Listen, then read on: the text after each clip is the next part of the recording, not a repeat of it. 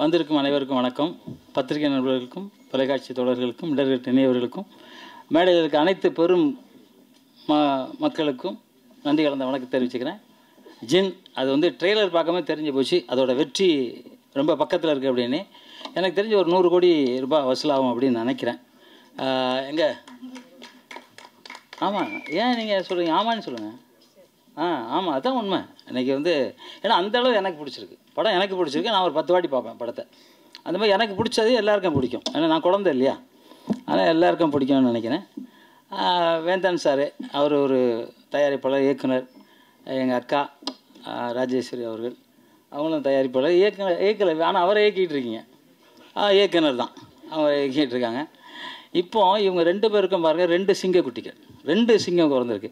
ஒருத்தர் நீதித்துறையில் போய் கலக்கிட்டு இருக்காரு, இன்னொருத்தர் வந்து யார் என்னன்னே தெரியாமல் பார்த்தா திடீர்னு வந்து டிஆர் பாலா அப்படின்னு நிற்கிறாரு. இந்த பக்கம் டிஆர், இந்த பக்கம் பாலா.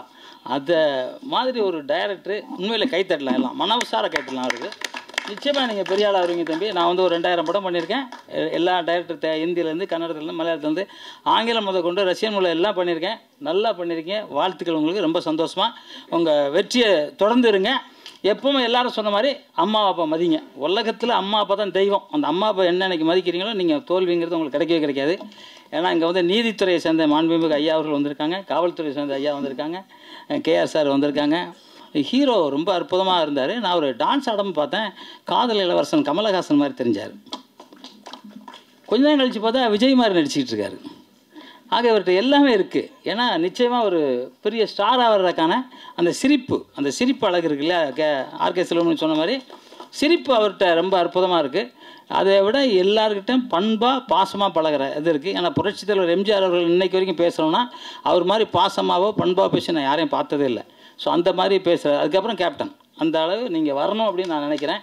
அதே மாதிரி ஹீரோயின் அவர்களும் ரொம்ப அழகாக அற்புதமாக நடிச்சிருக்காங்க. ஆனால் செல்வமணி சார் லவ் பண்ணிட்டு, செல்வமணி சார் சொல்லிட்டே போயிட்டார், இந்த மாதிரி குட்டி அம்மாவை எனக்கு ரொம்ப பிடிக்குது அப்படின்னு சொல்லிட்டு போயிட்டார். அது மாதிரி எங்கள் அக்கா என்ன அக்கா ஓகே தங்கச்சி, ஏன்னா எனக்கு 73 வயசு, எனக்கு அக்கான உங்களுக்கு 75 வயசு ஆகிடும். ஆனால் அதில் அவங்களும் மிக பிரமாதமான ஆக்டர்ஸு. மியூசிக் டைரக்டர் அவர்கள் 2 பேருமே உண்மையிலே சூப்பர் சார். அதாவது சாதனை பண்ணிவிட்டு சைலண்டாக உட்காந்துருக்கீங்க, அதுதான் பெரிய விஷயம். பார்த்தா மகாவிஷ்ணு சார் அவர் வந்து இங்கேருந்து கிட்டத்தட்ட ஒரு 800 கிலோமீட்டருக்கு அங்கேருந்து இந்த விழாவில் கலந்துக்கிறதுக்காக வந்திருக்காரு. உண்மையிலே சார் ரொம்ப கிரேட் சார். நீங்கள் உங்களை வந்து தமிழ்நாடு மட்டும் இல்லாமல் உலகம் முழுவதும் உங்களை ரசிக்கிறாங்க. நானும் ஒரு ரசிகன் உங்களை பார்க்குறதில்ல. ஆன்மீகத்தை பற்றி மிக அற்புதமாக சொல்கிறீங்க. நீங்கள் உங்கள்கிட்ட கற்றுக்கிட்டவங்க நிறையா பேர். அந்த அக்கா கூட சொன்னாங்க, நீங்கள் சொன்னீங்க அது எனக்கு பலிச்சிச்சு அப்படின்னாங்க. உங்கள்கிட்ட அந்த சக்தி இருக்குது. சக்தி இல்லைன்னா அது, நான் உங்களை சின்ன பிள்ளையிலேருந்து பார்த்துக்கிட்டு இருக்கேன். நான் சின்ன பிள்ளையிலேருந்து இருந்தாலும் ரொம்ப அற்புதமாக இருக்குது. ரொம்ப வாழ்த்துக்கள் சார். அது மாதிரி இணை தயாரிப்பாளர்கள் எங்கள் அன்பு சகோதரர் சன்மாஸ்டர் ரொம்ப அற்புதமாக ஃபைட் பண்ணியிருக்காரு. வாழ்த்துக்கள் தம்பி உங்களுக்கும். நடனம் ரொம்ப அழகாக பண்ணியிருக்காங்க. கேமரா அற்புதமாக இருந்துச்சு, இசை ரொம்ப அற்புதம், எடிட்டிங் அற்புதம். மொத்தத்தில் வெற்றி படம் எப்படி இருக்கணுமோ அந்த அளவு இருக்குது. அதுதான் வெற்றி படம். ஏன்னா நாங்கள்லாம் வந்து ஒரு 50 வருஷத்துக்கு முன்னாடி சினிமாவுக்கு வரும்போது காலையில் 4 மணிக்கு எழுந்திரிச்சிட்டு சாமியெல்லாம் கும்பிட்டுப்போம், இந்த படம் நல்லா இருக்கணும், நல்லா வரணும் அப்படின்னு சொல்லிட்டு. அந்த மாதிரி வரும்போது எல்லா படமே வந்து நான்லாம் பார்த்தீங்கன்னா எல்லாமே 175 நாள் 200 நாள் படம் தான் ஓடிச்சு. ஏன் இது இந்த இடத்துல சொல்கிறேன்னா, டைரக்டர் டிஆர் பாலா கூட அவர்கிட்ட ஒரு குரூப் இருக்காங்க. அவங்க வந்து அண்ணனா, தம்பியா, வேலை ஆட்களா, அசோசியேட் டைரக்டர், அசிஸ்டன்ட் டைரக்டரா எதுவுமே இல்லாமல் அத்தனைக்கும் தாயாக நின்று வேலை செஞ்சிட்ருக்காங்க. அந்த அத்தனை பேருக்கும் ஒரு கைத்தறல். நான் பார்க்குறேன் வரும்போதே தண்ணி வேணுங்களா, காஃபி வேணுமான்னு கேட்குறாங்க. யார் அப்படின்னா எல்லாம் ஒரு யூனிஃபார்ம் போட்டிருக்காங்க.